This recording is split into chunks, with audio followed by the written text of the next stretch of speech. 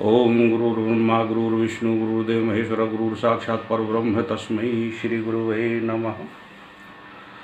मूकं करोति वाचालं पंगुतो लंघते गिरिं यत्कृपातं वन्दे परमानन्दमाधवम्। ओम श्री गुरुचरण कमलेभ्यो नमः। परम पूज्य गुरुदेव की विशेष अनुकंपा और आशीर्वाद तले उनके इस अग्रज शिष्य के द्वारा उनकी कृपा और बुद्धि तले और उनके संकेतात्मक चिंतन को ग्रहण कर और सिद्धाश्रम के विशिष्ट ऋषि मुनियों, तपस्वियों, योगियों की विशेष कृपा प्राप्त करने के उपरांत इस मानव शरीर के द्वारा गुरु सिद्धि महायंत्र का निर्माण हुआ है। और यह यंत्र, जैसा कि मैंने विदित काल में अवगत कराया है कि चारों युगों में इस प्रकार का गुरु सिद्धि महायंत्र का निर्माण नहीं हुआ है। निर्माण के उपरांत परम पूज्य गुरुदेव के प्रति आस्था, श्रद्धा, विश्वास, समर्पण रखने वाले जो भी सनातन धर्म प्रेमी हैं वह मेरे से जुड़े और उन्होंने इच्छा व्यक्त करके दीक्षाएं भी ली, गुरु दीक्षा ली। उसके उपरांत उन्होंने गुरु सिद्धि प्राप्त करने के लिए उनका उद्देश्य केवल यह था कि मैं परम पूज्य गुरुदेव डॉक्टर नारायण श्री माली परमहंस स्वामी निखिलेश्वरानंद जी की कृपा प्राप्त करना चाहता हूँ और उनकी सिद्धि प्राप्त करना चाहता हूँ, उनसे साक्षात्कार करना चाहता हूँ, उनके दर्शन की अभिलाषा मन में रखता हूँ। क्या ऐसा संभव है? तो मैंने पहले ही विदित किया था कि इस गुरु सिद्धि महायंत्र के माध्यम से ब्रह्मांड की सभी साधनाएं संपन्न की जा सकती हैं। तो इसमें जो प्रथम चरण है वह प्रथम चरण मैंने उद्गत किया है और जिन साधकों ने किया है कि जिन साधकों के पास में ये श्री यंत्र गया है उनकी, क्योंकि यह जो प्राण प्रतिष्ठा विधि है वो 4 दिनों में संपन्न होती है और बहुत उच्च कोटि के जो हमारे साधक हैं उनके माध्यम से 2 दिन मंत्र जाप होता है, 2 दिन प्राण प्रतिष्ठा होती है। 4 दिन की प्रक्रिया में अब उनको कम से कम नहीं तो 8,000 रुपये प्रदान करना पड़ता है। मैं उनको पर डे के हिसाब से 1,000 रुपये प्रदान करता हूँ। तो वह प्रक्रिया के बाद मैं इस यंत्र में जो प्राण संजीवनी क्रिया है, यानी कि जिस साधक को देना है, मैं बायोडाटा में इसी वजह से उसका नाम, पिता का नाम, उसके पिता के पिता का नाम और गोत्र और स्थान का पूरा पता पिन कोड सहित लेता हूं और उसकी सेल्फी लेता हूं। तो उस साधक की पूरी वाइब्रेशन मेरे पास कलेक्ट हो जाती है। जब उसकी पूरी वाइब्रेशन कलेक्ट हो जाती है तब मैं प्राण प्रतिष्ठा के उपरांत उस यंत्र में जो प्राण संजीवनी क्रिया की गई है, प्राण प्रतिष्ठा की क्रिया संपादित की गई है, विशिष्ट देवी देवताओं का जो आवाहन करके उसमें समाहितीकरण किया गया है, अवमंत्रित किया गया है, उस अवमंत्रित क्रिया को साधक की जो बॉडी वाइब्रेशन है और यंत्र की जो वाइब्रेशन मंत्र अवशिष्ट के द्वारा के बाद में हुई है उसको एकाकार स्थिति पैदा करता हूँ। अब जब एकाकार स्थिति पैदा करता हूँ तो उस साधक को तुरंत ही सिद्धि प्राप्त होने की संभावनाएं बढ़ जाती हैं। परिणामतः जिन साधकों के पास में ये श्री यंत्र गया है और उनको रखते ही, पूजन करते ही साधक की 2 दिन में, 3 दिन में कुंडली जागृत हो जाती है और उसकी आज्ञा चक्र जागृत होने के बाद में उसको विभिन्न प्रकार की अनुभूतियाँ होना शुरू हो जाती हैं। और वह जो प्रथम चरण का व्यवस्था है वह पूरी कर लेता है। द्वितीय चरण में जब हम उसको आत्मा से और ब्रह्म से मिलाने की जो प्रक्रिया करते हैं, जो मैंने वीडियो पहले दिया हुआ है ब्रह्म से साक्षात्कार करने का, दूसरे चरण में वह ब्रह्म से अपनी आत्मा को ब्रह्म से मिलाने की एक प्रक्रिया संपादित करता है। वह क्योंकि गुरु दीक्षा, उसके बाद में सांभवी दीक्षा के बाद में ब्रह्मत्व दीक्षा, जब सांभवी दीक्षा के बाद में ब्रह्मत्व दीक्षा प्राप्त करता है तो वह साधक अपनी आत्मा से ब्रह्म को साक्षात्कार करने से, ब्रह्म से एकाकार स्थिति की उसको संभावनाएं बढ़ जाती हैं और वह ब्रह्म से साक्षात्कार करके अपने आप को अहम ब्रह्मास्मि द्वितीयो नास्ति का जो सूत्र है वह चरितार्थ हो जाता है और वह उस बीज मंत्र के माध्यम से, जो अत्यंत गोपनीय बीज मंत्र है, उस मंत्र के माध्यम से जब वह ध्यान प्रक्रिया में जाता है तो अपने आप को इस ब्रह्मांड में विचरण की अवस्था प्राप्त करता है। अगर साधक गुरु के प्रति यानी मेरे प्रति पूर्णता समर्पित होकर वह कार्य करता है तो वह सिद्धाश्रम में भी प्रवेश कर सकता है, मेरे साथ जा सकता है सिद्धाश्रम में। तो साधक की जो कामनाएं रही हैं वो कामना ये रही है कि मुझे परमहंस स्वामी निखिलेश्वरानंद जी और डॉक्टर नारायण दत्त श्रीमाली से साक्षात्कार करना, उनसे बातचीत करनी है। तो जिन साधकों के पास में ये यंत्र गया तो उन्होंने साधनाएं की, तो साधना करने के बाद में कुछ साधकों को तो तुरंत सिद्धि प्राप्त हुई और जैसे ही उनका 10,000 20,000 यानी 1.25 लाख का अनुष्ठान लेके उन्होंने साधना संपन्न करने की कोशिश की, गुरु अनुष्ठान संपन्न करने की कोशिश की, परंतु उनको तीसरे दिन ही, जैसा मैंने बताया है कि साधना काल में विघ्न कहाँ उत्पन्न होता है, कब सिद्धि प्राप्त होती है, किस समय सिद्धि प्राप्त होती है, वह मैंने सभी साधकों को बताया है। जो साधना में पिछले बार नवरात्रि शिविर में रहे हैं तो मैंने इंगित किया था कि सावधान हो जाइए, यहाँ आपको विध्वंस होने वाला है, यहाँ विध्वंस होने वाला है। जो साधक अलर्ट रहे, मेरा कहना माने, उनको सिद्धियाँ प्राप्त हो गई, जो नहीं माने तो उनकी साधना छूट गई और वह उसमें यानी कि ह्रास की स्थिति में पहुँच गए। तो जब गुरु सिद्धि उन्होंने की तो कई साधकों को डॉक्टर नारायण दत्त श्रीमाली जी के प्रत्यक्ष दर्शन प्राप्त हुए और कई लोगों को जिन्होंने निखिलेश्वरानंद के रूप में साधनाएं संपन्न की कि मुझे निखिलेश्वरानंद के भी दर्शन करना है, उनको भी डॉक्टर नारायण दत्त श्रीमाली का जो मूल चित्र है उसमें उनको दर्शन हुए और उन्होंने दीक्षा भी दी और उनको मंत्र भी दिया। और जब मंत्र दिया तो उनकी वो जो आकृति थी वो विलुप्त हो गई और स्वामी ईश्वरानंद की आकृति उनके सामने उपस्थित हो गई। तो यह बिल्कुल चरितार्थ है कि गुरु सिद्धि महायंत्र से जो उन्होंने साधनाएं सिद्ध की, वह डॉक्टर नारायण दत्त श्रीमाली की जो मूल विग्रह हैं, गृहस्थ जीवन की जो हम लोगों को दिखाए हैं, वही विग्रह में उनको दर्शन होते हैं। अब कुछ साधकों को कुछ भी अनुभूति नहीं हुई, कोई भी लाभ नहीं मिला, मंत्र जाप भी किए, 1.25 लाख मंत्र जाप कर लिए, फिर उन्होंने दूसरा मंत्र जाप 1.25 लाख का किया, तब भी उनको कोई अनुभूति नहीं हुई। तो मैंने कहा कहीं ना कहीं कोई गड़बड़ है। तो मैंने उनसे कहा कि आप अपना साधना कक्ष का मुझे आप चित्र भेजिए।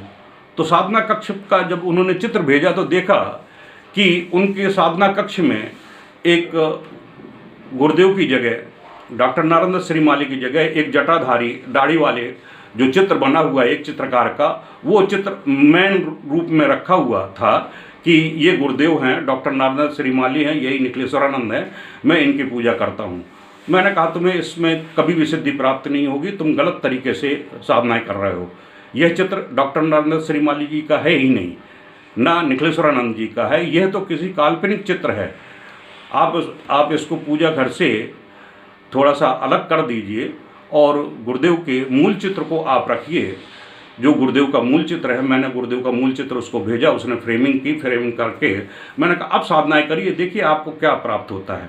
तब उसने साधनाएं की तो उसको तीसरे दिन ही गुरुदेव का मुस्कुराता हुआ चेहरा, जो आपने देखा होगा कई बार मैंने दिया, वो मुस्कुराता हुआ चेहरा उसके सामने प्रकट हुआ और स्वप्न में भी उसको दर्शन हुए और गुरुदेव ने कहा, अब मैं वो उन चीज़ों को नहीं कहूँगा, वो साधक की अपनी अपनी गोपनीयताएँ हैं। तो कहने का मतलब ये है कि जो साधक गुरु सिद्धि महायंत्र जिनको प्राप्त हो चुका है, मेरे पास सारी पूरी लिस्ट है जिनके पास में गया हुआ है, यदि भूलवश अभी भी कई साधकों ने अभी साधनाएं नहीं संपन्न की हैं, गुरु का अनुष्ठान नहीं किया है और यंत्र की भी विशेष जो प्रक्रियाएं हैं उसके अंतर को पूजा भी नहीं की है, तो उनसे अनुरोध है कि केवल गुरुदेव का जो चित्र रखे, केवल डॉक्टर नारेंद्र श्री माली का जो मूल चित्र है, मूल विग्रह है, जिसको मैं प्रेषित अब कर रहा हूँ, सभी को अब मैंने देना शुरू कर दिया है कि गुरुदेव का मूल चित्र ही रखिए, अन्य चित्र पूजा घर में मत रखिए, नहीं तो आपको सिद्धि प्राप्त नहीं होगी। इसलिए आपने देखा होगा कि जो मैंने वीडियो डाला कि ये गुरुदेव डॉक्टर नारेंद्र श्री माली का चित्र नहीं है, गुरुदेव के ये चित्र हैं, मैंने रील में भी बनाया और रील भी 2 बनाई और व्हाट्सएप में भी दिया और यूट्यूब में भी दिया और वीडियो में भी दिया। उसका बवंडर पूरे भारतवर्ष में हुआ कि स्वामी ईश्वरानंद गुरुदेव के नाम को गलत तरीके से प्रयुक्त कर रहे हैं, गुरुदेव की भावनाओं को गलत तरीके से रख रहे हैं। तो मैं ना गलत तरीके से रख रहा हूँ ना कुछ कह रहा हूँ, ये आपकी भावनाएं हैं, आपकी वो है। अब मेरे पास में ऐसे कई शिष्य हैं जिन्होंने 1-1 करोड़ तक मंत्र जाप कर लिए हैं, लेकिन वो शून्यवत स्थिति में बिल्कुल खड़े हुए हैं, उनको कोई चीज़ प्राप्त नहीं हुई है। आप करते रहिए, करोड़ों करिएगा, मुझे कोई लेना देना नहीं है। समय आपका बर्बाद जा रहा है, पैसा आपका बर्बाद जा रहा है, ऊर्जा आपकी बर्बाद जा रही है, उसमें मेरा क्या जा रहा है? मेरा कुछ नहीं जा रहा है। मैं तो आप एक गुरु के नाते, एक अध्यात्म शिक्षक के नाते, मार्गदर्शक के नाते आपको सही ज्ञान देने की चेष्टा कर रहा हूँ। अगर आपको मेरा ज्ञान उचित लगता है तो आप ग्रहण करिए, नहीं करता है तो मत करिए, कोई ज़रूरी थोड़ी है। मैंने ना आपका कुछ ले रखा है ना तुमने मेरा ले रखा है। आप अपनी तरफ स्वतंत्र हैं, मैं अपनी तरफ स्वतंत्र हूँ। आप जो कुछ करना है करते रहिए, मुझे इससे कोई लेना देना नहीं। लेकिन मेरी जो चयन प्रक्रिया में जो साधक चयन होकर आता है और मेरे वचनबद्धता के अनुसार वो कार्य करता है, मुझे वचन देता है कि गुरुदेव आप जो आदेश देंगे उसके अनुसार ही मैं अपने जीवन यापन की प्रक्रिया संपादित करूंगा और साधना पथ पर चलने का आपको वचन देता हूं, जैसा आप आदेश देंगे। क्योंकि मैं एक मिट्टी का लौंदा हूं, आप कुम्हार हैं।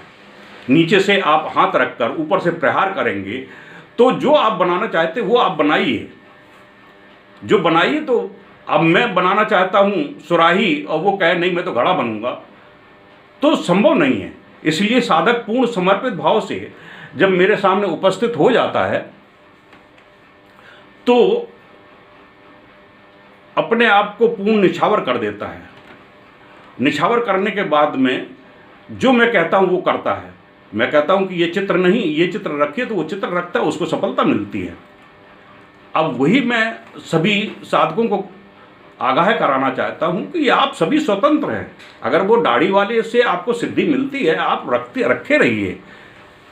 आपको अगर गुरुदेव के नाम को षड्यंत्र के अंतर्गत गुरुदेव का नाम विलुप्त करना है और उसको जो एक चित्रकार के द्वारा बनाया हुआ चित्रकार है का चित्र है, उसे स्वामी ईश्वरानंद निखिलेश्वरानंद या डॉक्टर नारेंद्र माली सिद्ध करना है, तो आप सिद्ध करते रहिए। आपकी सिद्धता कभी सिद्ध नहीं होगी, क्योंकि गुरुदेव ने जो 250-300 ग्रंथ लिखे हैं उन सभी ग्रंथों में गुरुदेव के मूल चित्र हैं। मूल चित्र है, कहीं भी प्रमाणिकता के तौर पर गुरुदेव का दाढ़ी वाला चित्र कहीं भी नहीं है।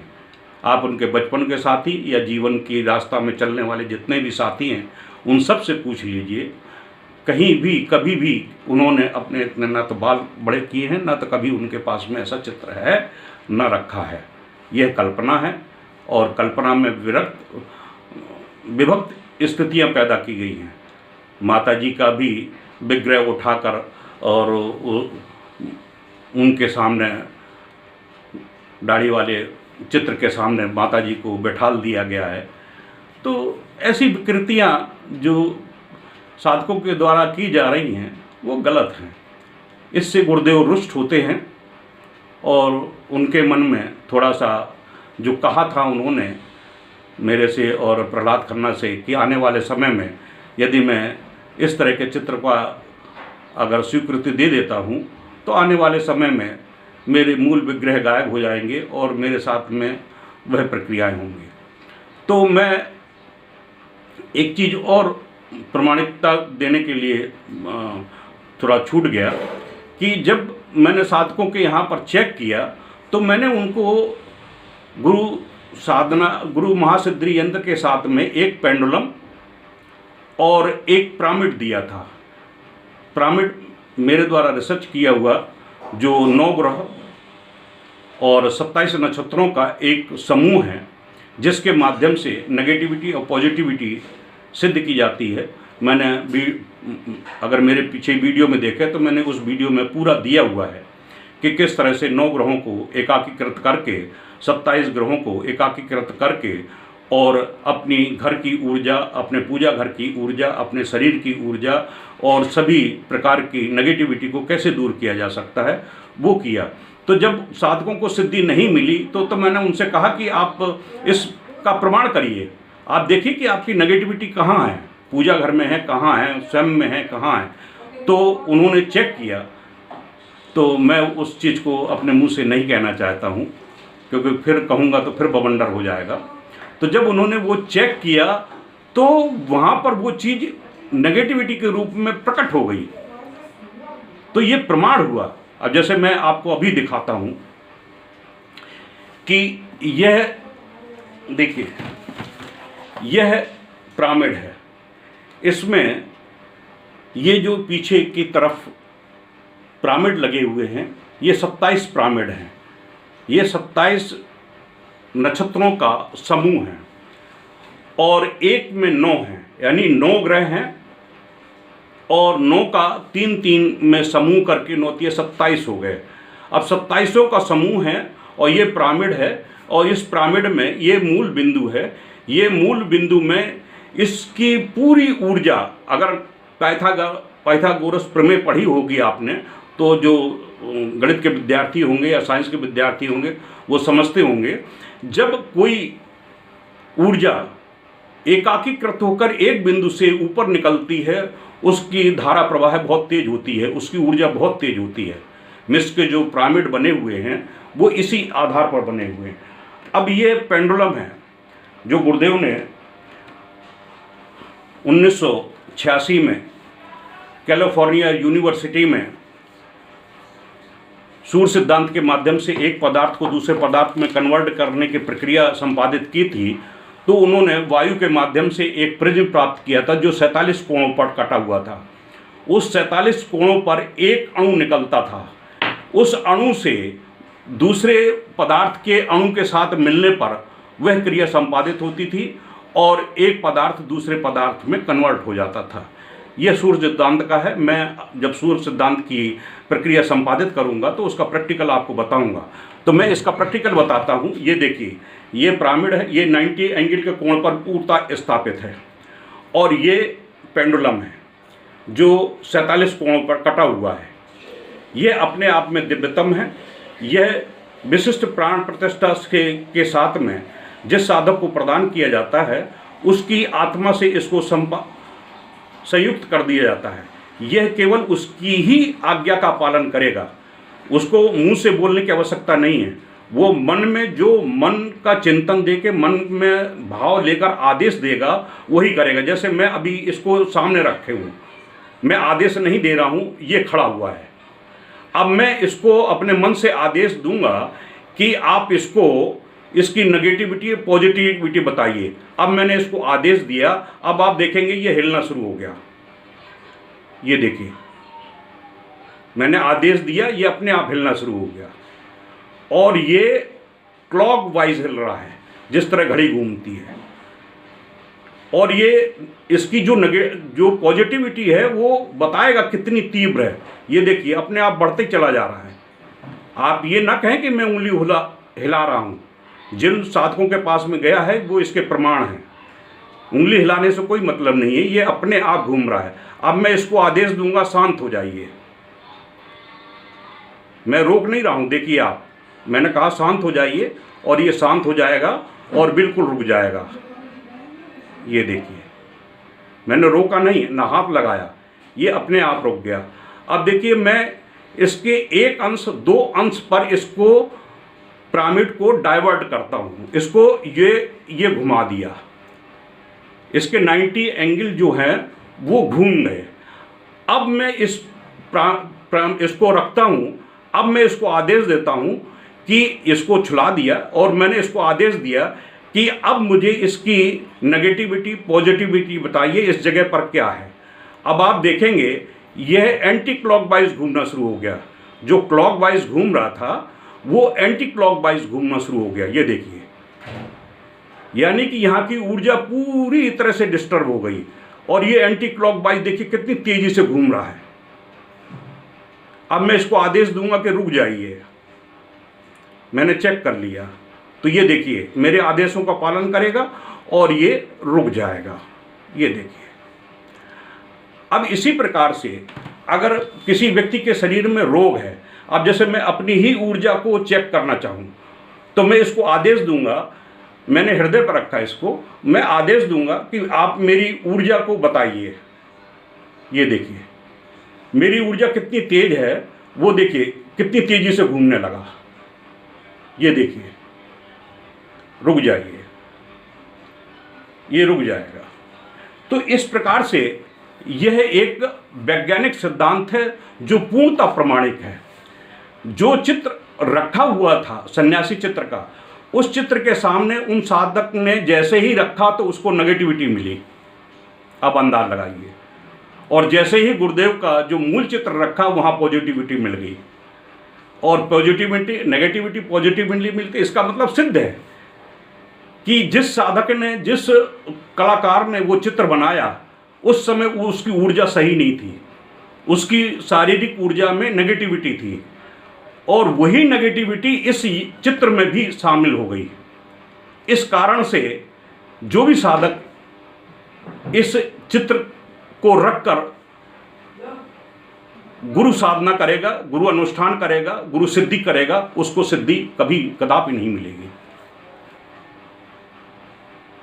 गुरुदेव से साक्षात करना चाहेगा तो नहीं मिलेगा, गुरुदेव से टेलीपैथी करना चाहेगा नहीं मिलेगा।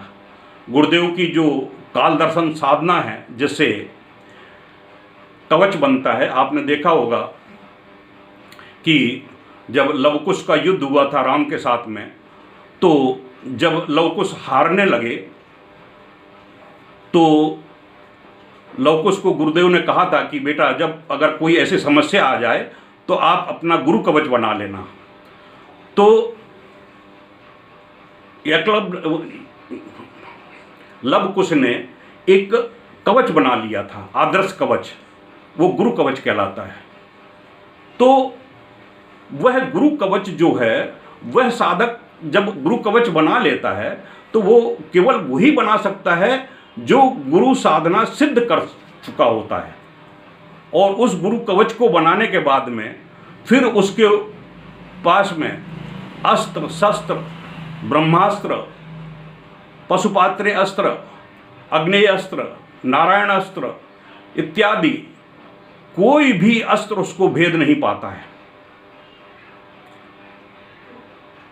यह एक अपने आप में अन्यतम है। आपने महाभारत अगर देखी हो, नहीं देखी हो तो देखना। भगवान परशुराम ने द्रोणाचार्य को जब अपनी पूर्ण अध्यात्म जगत की पूर्ण शिक्षा दे दी तो उन्होंने गुरु कवच दिया था। वह गुरु कवच ऐसा था कि द्रोणाचार्य को कोई भी अस्त्र उनके शरीर को स्पर्श नहीं कर पाता था। आप महाभारत देखिए, महाभारत में दिखाया गया है, इस चीज़ को प्रकट किया गया है।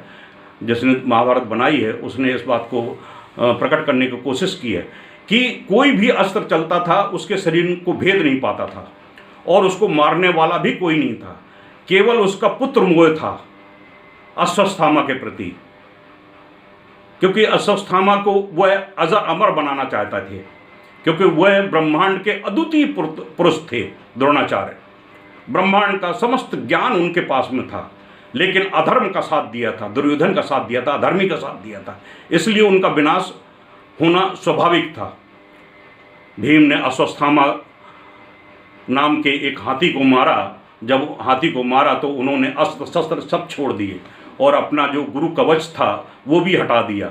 नतीजन ये हुआ कि द्रौपदी के भाई ने उनका गर्दन काट दी, क्योंकि उन्होंने मृत्यु का वर्ण किया। उससे पहले ही उन्होंने अपनी मृत्यु का वर्ण करके और ब्रह्मास्त्र से अपना ब्रह्म रंध्र को खोल करके अपनी आत्मा को स्वर्ग में पहुंचा दिया उस दिव्य में। तो कहने का मतलब ये है कि गुरु साधना करने के बाद में साधक गुरु कवच से युक्त हो जाता है, और गुरु कवच जब साधक के पास में आ जाता है तो ब्रह्मांड की कोई भी शक्ति उसे भेद नहीं पाती है, जैसा मैंने अभी कहा। मैं इसका प्रमाण हूं। मैंने कई ऐसी चीजें अनुभव में ली हैं। मैं एक घटना बताता हूं। यह है घटना 91 की। उस समय मेरी पोस्टिंग ग्वालियर में थी, तो मैं और रहते फरीदाबाद में थे, तो ग्वालियर से फरीदाबाद आ रहा था। तो गाड़ी का थोड़ा टाइम था, तो एक बेंच में मैं बैठा हुआ था, मेरे साथ में एक दो लोग और बैठे हुए थे। एक अघोरी आया तो वो छोटी छोटी मुंड माला पहने हुए था और उंगली की हड्डियों की जो माला थी वो पहने हुए था। विकृत हालत थी, दारू में धुत, आंखें बड़ी बड़ी और जटाएं बड़ी बड़ी लगती और रुद्राक्ष वगैरह पहने हुए, विकृत हालत थी। उसको देखकर जो मेरे बगल में बैठे हुए थे बालक और कोई, वो उठ गए और उसको सभी लोग देख रहे थे कि यह अघोरी है, लेकिन मैं नहीं उठा, मैं बैठा था। उस अघोरी ने घूर कर मेरी तरफ देखा। मैं उसकी तरफ मुस्कुराते हुए देखा, तो जैसे ही मैं उसकी तरफ मुस्कुराया और वो क्रोध में आग बबूला हो गया। उसकी आंखें खून की तरह लाल हो गईं और तमतमाता हुआ बोला, तू क्या समझता है मेरे को? मैं और मुस्कुराने लगा। तो बड़ी लंबी कहानी है कि मैं ये कर दूंगा, मैं वो कर दूंगा, ये कर दूंगा। मैं उसको देख के मुस्कुराता रहा। मैंने कहा, स्वामी जी, आपको जो कुछ करना है आप कहते क्यों हैं, करके देखिए। मैंने एक क्षण गुरुदेव का स्मरण किया और गुरु कवच बना लिया, और गुरु कवच बनाकर अपने आप में बैठ गया आराम से। उसने जैसे ही मेरे ऊपर कृत्या प्रयोग किया, कृत्या प्रयोग जानते हैं आप? कृत्या प्रयोग मतलब मारण प्रयोग का इतना तीव्र प्रभाव है कि वह ब्रह्मास्त्र की तरह कार्य करता है। जिस तरह ब्रह्मास्त्र अचूक होता है कि जिसके नाम से वह ब्रह्मास्त्र छोड़ दिया गया, वह उसको मारकर ही अपना लक्ष्य को पूर्ण करने के बाद ही वह शांत होता है। तो वो कृत्या प्रयोग किया। जैसे ही कृत्या प्रयोग करके उसने मुट्ठी में मंत्र पढ़ के और मेरी तरफ फेंक के मारा, और जितनी प्रभाव से उसने मारा उतनी प्रभाव से उसके लगा, और उसकी पहले तो कंधा जमीन में पड़ा, पैर ऊपर हुए और धाड़ से नीचे गिरा। अब तो वहां पर देखने वालों का तमाशा लग गया, क्योंकि वो बहुत चीख रहा, चिल्ला रहा था। तो उसको सब देखने लगे। मैं धीरे से वहाँ से उठा और चला गया। मैंने कुछ नहीं कहा, न किसी से। मैं धीरे से, अभी मैंने कहा सारा बवंडर मेरी तरफ घूम जाएगा। मैं उठा, धीरे से दूसरी तरफ चला के दूर चला गया। इतने में गाड़ी आई, अपना निकल आए। तो कहने का मतलब, मैं एक प्रमाण बता रहा हूँ कि गुरु कवच जब ऐसी आकस्मिक कोई समस्या पड़ जाती है तो साधक गुरु कवच का निर्माण कर लेता है, जिससे वह पूर्णतः रक्षित सुरक्षित होता है। अब शमशान घाट है, शमशान घाट मैंने 11 साल शमशान साधनाएं की हैं। कोहाट इनक्लेव, यहाँ पर क्या बोलते हैं, सफदरजंग इनक्लेव में, जब 100 को चाहना होता था, 1100 की ज़रूरत पड़ती थी। तो 9, 10, 11 बजे रात में पहुँचे तो 1 बजे तक 1100 अपने आप उपस्थित हो जाते थे। ज्ञान भलाना, मैं और एक बरेली के मुकेश शर्मा थे गुरु भाई, ये इन्होंने आते थे और बड़ी उच्च कोटि की साधनाएँ, शमशान साधनाएँ की, 11 साल तक शमशान साधनाएँ की फरीदाबाद में रहकर। तो जब वहाँ पर यह प्रक्रिया होती थी तो वहाँ गुरु कवच की आवश्यकता पड़ती थी, क्योंकि शमशान जागृत हो जाता था। जब शमशान जागृत होता था तो कोई योगिनी, पिशाचनी, कोई भी कहीं से भी किसी प्रकार से भी वार कर सकते थे, आपकी साधनाओं को भी काट सकते थे, आपकी सिद्धियों को भी काट सकते थे, लेकिन गुरु कवच नहीं काट सकते थे। इसलिए शमशान में गुरु कवच की आवश्यकता पड़ती है। जो अघोरी होते हैं वह जब बैठते हैं तो वो गुरु कवच बनाकर ही बैठते हैं कि बाहर जो भी उपद्रव हो रहा है होता रहे, लेकिन उनका कुछ अहित नहीं होता था। तो मैं कह रहा था कि जो साधक आज बवंडर मचा रहे हैं गुरुचित्र को लेकर और मेरे वचनों को लेकर, मेरे कृत्य को लेकर और मेरे वीडियो को लेकर, वो कृपया शांत हो जाएं, अज्ञानता ना दिखाएं। इसी में भला है। जब आप ज्ञान के उस स्तर पर पहुंच जाएंगे तो आपको स्वयं भान हो जाएगा। मैं ये नहीं कहता हूं कि मैं बहुत बड़ा ज्ञानी हूं, विज्ञानी हूं या कुछ हूं, मैं कुछ नहीं, मैं तो एक गुरु साधक हूं। लेकिन यथार्थता जो सत्य है, सत्य को नकारा नहीं जा सकता। जब मैं कह रहा हूं किसी चित्रकार का बनाया हुआ चित्रकार है तो आपको मानने में क्या हर्ज है। मेरे समकालीन जो भी साधक हैं गुरुदेव के उस समय के, उनसे सबसे पूछ लीजिए कि हाँ ये चित्रकार का बनाया हुआ चित्र है, गुरुदेव का है ही नहीं। आप कहीं भी एक प्रमाण बता दीजिए मुझे कि मैं मान जाऊंगा कि गुरुदेव का ये चित्र है, बस बात खत्म। और फिर आपकी भावना है, आप चित्र रखिए, पूजा करिए, आप मस्त रहिए, गुरुदेव को वही चित्र रखकर नारायण दत्त श्री माली मान लीजिए और निखिलेश्वरानंद मान लीजिए, रख के पूजा करिए, क्योंकि प्रमाण है इस चीज़ का। आपकी भावना पर निर्भर करता है, आपकी श्रद्धा पर निर्भर करता है कि आपकी भावना श्रद्धा क्या कहती है। आपने क्या कृष्ण को देखा है? आपने क्या राम को देखा है? क्या आपने विष्णु को देखा है? शिव को देखा है? नहीं देखा। काली को देखा? तारा को देखा? छिन्नमस्ता को देखा? किसी अन्य चीज़ों को देखा है? नहीं देखा ना। वो एक किसी कलाकार की भावनाओं का एक चित्रण है जो उसने कागज पर या किसी कपड़े पर उसने उतारा है, और आप उसको आधार मानकर पूजा करते हैं, उसका फल मिलता है। तो अगर आपको वही चित्र रखना है तो रखिए, आप बवंडर क्यों मचा रहे हैं? रखिए, आपको कोई मना नहीं कर रहा है। मैं तो केवल अपने साधकों को कह रहा हूं कि जो मेरे से गुरु सिद्धि यंत्र ले रहे हैं, अगर वो गुरुदेव से साक्षात्कार करना चाहते हैं तो मैं दमखम के साथ में गुरुदेव से साक्षात्कार करने की सामर्थ्य रखता हूं, और गुरु सिद्धि यंत्र के माध्यम से उनको वो सिद्धि प्राप्त होती है। जो कर रहे हैं तो उनको लाभ मिलेगा, जो नहीं कर रहे हैं तो आप अपने आप में मस्त रहिए, मेरी तरफ मेरे पीछे मत लगिए। मेरी तो चयन प्रक्रिया में जो साधक चयन होकर आएगा वही साधक बन पाएगा। मेरे पास में ऐरा गैरा पचपहरा के हिटकते नहीं हैं, मैं किसी से बात नहीं करता हूं, मैं किसी को हिंट नहीं देता हूं, मैं किसी को अपनी तरफ आकर्षित करने का प्रयास नहीं करता हूं। मेरी एक चयन प्रक्रिया है, उस चयन प्रक्रिया में अगर वो चयनित होता है, उत्तीर्ण हो जाता है, तभी वो साधक बनने के लिए है। अगर उसमें साधक की योग्यता नहीं है, साधक के गुण नहीं है, साधक की मान मर्यादा नहीं है, साधक की समर्पण की भावनाएं नहीं हैं, तो उसकी एक सेल्फी ही मेरे लिए काफ़ी है। एक सेल्फी से मैं उसका भूत भविष्य वर्तमान सब देख लेता हूँ। अगर मेरे लिए उपयुक्त है तो मैं उसको बोल देता हूँ कि चयनित हो, आप अगले का आगे का प्रोसेस कर सकते हो।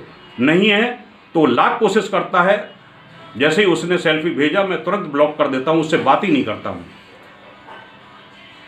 और वो दूसरे फ़ोनों से बात करते हैं, मैंने कह दिया, फिर मैं कह देता हूँ कि आप चयन के योग्य नहीं हैं, आप अपने गृहस्थ जीवन में मस्त रहिए, गृहस्थ जीवन करिए, या अन्य गुरु का आप साथ ले लीजिए, आप मेरे लिए उपयुक्त नहीं हैं। इसलिए मैं इस वीडियो के माध्यम से सबको आगाह कर रहा हूँ कि आप सभी शांत होइए। अगर आपको मेरे कथन पर ये लगता है कि स्वामी ईश्वरानंद बरगला रहे हैं या गलत संदेश दे रहे हैं, ना मैं बरगला रहा हूँ ना गलत संदेश दे रहा हूँ, आपकी भावना है, आप जो करना चाहते करिए। मैं केवल अपने साधकों के लिए बस इंगित कर रहा हूँ। अगर मेरे पास साधना, मेरे सानिध्य में साधना कर रहे हैं, मेरे से गुरु सिद्धि महायंत्र मंगाकर ये कामना करते हैं कि मुझे डॉक्टर नारायण दत्त श्री माली से साक्षात्कार करना है, तो साक्षात्कार करना है तो मेरे कथनों के अनुसार चलना पड़ेगा, तभी होगा, वरना नहीं होगा। नहीं होगा तो आप ब्लॉक हो जाइए, आपको मैं अपने चयन प्रक्रिया से अलग किए देता हूँ, मस्त रहिए आप उसमें। इसलिए यह अति आवश्यक है कि साधक को अपनी मर्यादा, अपने आचरण, अपने स्वभाव, अपनी आस्था, श्रद्धा, समर्पण बहुत स्वच्छ रखनी चाहिए, बिल्कुल स्वच्छ धवल, उसमें किसी प्रकार का दोष नहीं होना चाहिए। अगर लेस मात्र का भी कहीं दोष आ गया तो आपको साधना क्षेत्र पर अग्रसर होने का कोई फायदा नहीं। अगर आपके मन में छल है, कपट है, गुरु के प्रति अनास्था है, तो आप से विनती है कि आप अध्यात्म जगत का रास्ता छोड़ दीजिए, मेरा रास्ता छोड़ दीजिए, मेरा साथ छोड़ दीजिए। आप अपने गृहस्थ जीवन में मस्त रहिए, गृहस्थ जीवन को संभालिए, अपने गृहस्थ के कर्तव्य का निर्वाह करिए।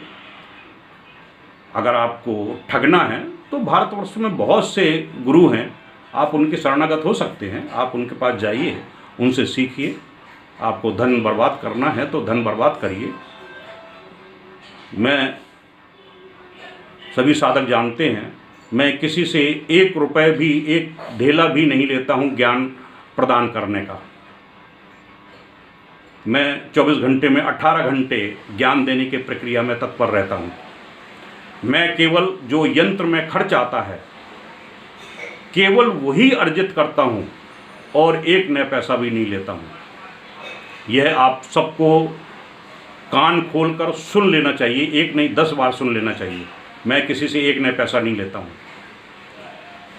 गुरुदेव ने मुझे ज्ञान दिया है, मैंने गुरु जी को धन देकर ज्ञान अर्जित किया है। जब 84 में शिविर लगते थे तो एक शिविर शुल्क 660 रुपये लगता था। अब आप अंदाज लगा लीजिए कि 1984 में 660 रुपये की तुलना आज के पैसे से करिए कितनी बढ़ती है, मूल्य क्या है। आज कम से कम गृह हालत में 100 रुपये का मूल्य कम से कम नहीं तो 5000 रुपये पड़ता है जाके। तो यदि मैं अगर गुरुदेव की उस परंपरा को ही लेकर चलूं तो एक साधक को मुझे साधना सिद्ध कराने के लिए कम से कम नहीं तो 11,000 रुपये मुझे प्राप्त करना चाहिए, तब मैं दे सकता हूँ।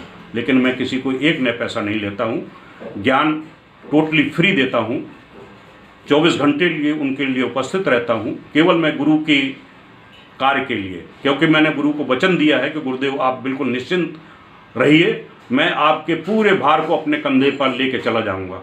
और गुरुदेव ने मेरे इस कंधे पर अपना सर रख के कहा था कि बेटा मुझे विश्वास है कि तू मेरा पूरा भार उठा के लेके जाएगा। तो मैं गुरुदेव को उस कथन पे हूँ।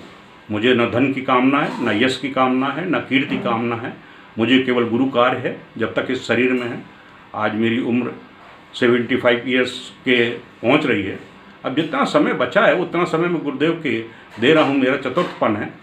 जब तक सामर्थ्य है, सिद्धि है और मेरे शरीर में चेतना है, ऊर्जा है, क्योंकि मैंने उन साधनाओं को संपन्न कर रखा है, बज्रोली जैसी साधनाओं को संपन्न कर रखा है कि मेरे ऊपर काल का प्रभाव नहीं पड़ेगा। मेरे इस उम्र में एक भी बीमारी का कोई भी अंश नहीं है, क्योंकि माँ काली मेरी इष्ट थी जो काल को हरण करने वाली थी। बज्रोली जैसी साधनाएं थीं जो शरीर को वज्र के समान बनाने वाली थी। काली के हृदयंगम साधना थी जो समस्त रोगों को निवारण करके ब्रह्मांड में विचरण करने के लिए, ब्रह्मांड में तमाम तरह की विशिष्ट राक्षस योनियाँ होती हैं, योगिनी, पिशाचनी, राक्षस, गंधर्व, किन्नर और पिशाच योनि के तमाम प्रकार के जो होते हैं, जो विघ्न उत्पन्न करते हैं और उनसे वो करते हैं। ऐसे साधक को कोई भी, चाहे वो कहीं भी ब्रह्मांड में विचरण करता रहे, उसका कोई भी हित नहीं होता है। तो ऐसी साधना संपन्न करने के बाद में मैं अपने आप में सुरक्षित हूँ।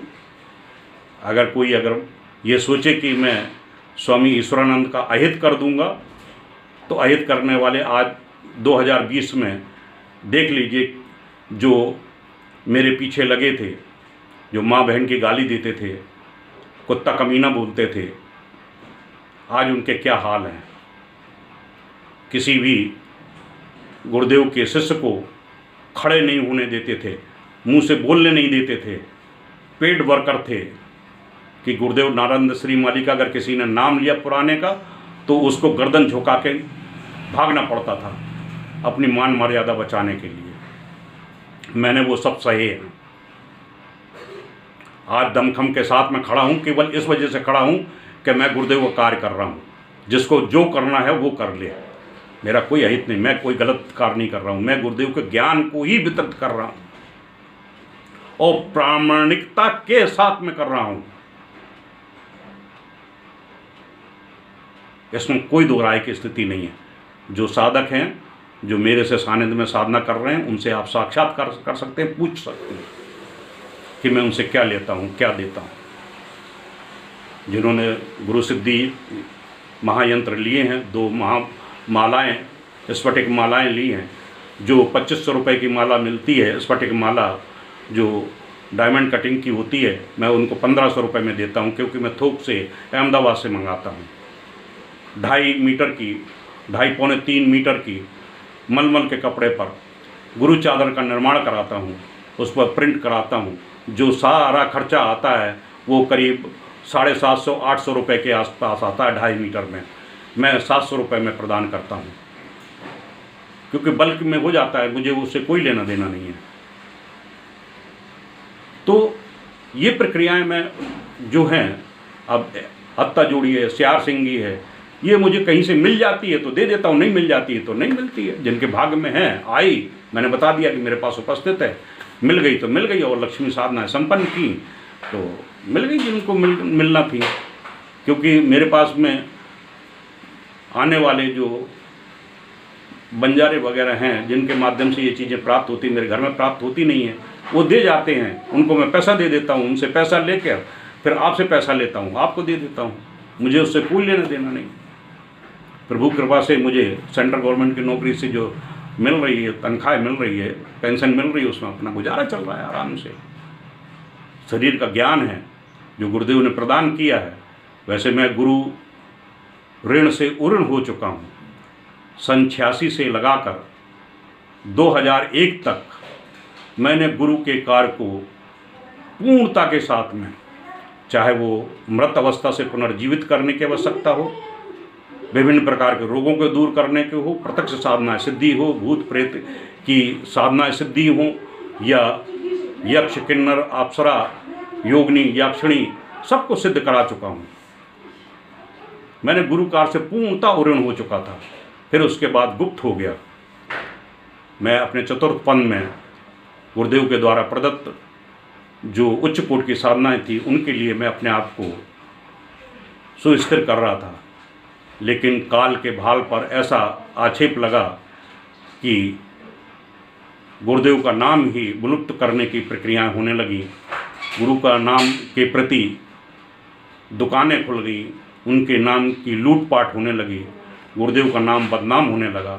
तो एक गुरु शिष्य होने के नाते मुझे पुनः खड़ा होना पड़ा और जो बिखरे हुए हीरे थे उनको समेटने का कार्य मैंने करना चाहा है और कर रहा हूँ।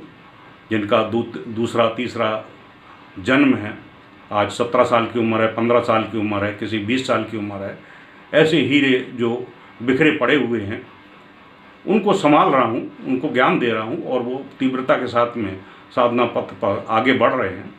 और जो कई आयु के भी 40-50 साल की आयु के भी हैं, उनके अंदर वो सुषुप्त अवस्था में हैं, गुरुदेव से दीक्षित हैं, डॉक्टर नारायण श्री माली जी से दीक्षित हैं, परंतु वो जीवन में कुछ कर नहीं पाए। आज वो कहते हैं, स्वामी ईश्वरानंद जी आप मुझे दीक्षा प्रदान दीजिए, और आपके सानिध्य में मैं जो गुरुदेव के सानिध्य में नहीं कर सका हूँ, मैं आपके सानिध्य में करना चाहता हूँ। तो उनको भी करा रहा हूँ, वो भी कर रहे हैं और उनको भी लाभ मिल रहा है। इसलिए पुनः मैं आप सभी से हाथ जोड़कर विनती करता हूँ, आपको जो करना है करिए, मेरे कहने पर मत आइए कि मैं कह रहा हूँ कि यह फ़ोटो चित्रकार की बनी है, इसको पूजा घर में मत रखिए। ये आपकी आस्था है, ये आपकी श्रद्धा है, ये आपका विश्वास है, आप रखिए, करिए।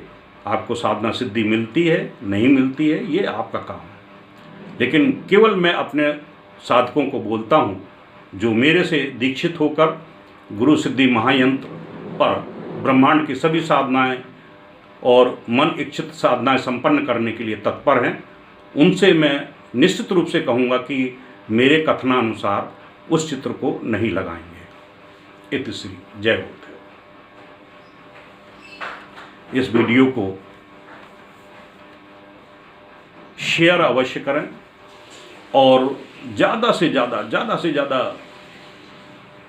लोगों को पहुंचाने का कार्य करें, लाइक करें और अपने कमेंट्स अवश्य लिखें, चाहे भले ही एक शब्द लिखें कि मैं क्या कह रहा हूँ, सत्य कह रहा हूँ या गलत कह रहा हूँ। जो भी है, जो भी इस को सुन रहा है वो अवश्य लिखे कि क्या मैं जो कह रहा हूँ सत्य है। आप एक कमेंट्स अवश्य लिखें इसमें, तभी आपकी गुरु के प्रति श्रद्धा व्यक्त होगी। अगर आपने वीडियो देखा, कमेंट्स नहीं लिखा, तो समझ जाइए गुरु की कृपा आप पर नहीं हो रही है। आप ये गुरु कार्य है, गुरु कार्य में आप सहयोग करिए। जय गुरुदेव।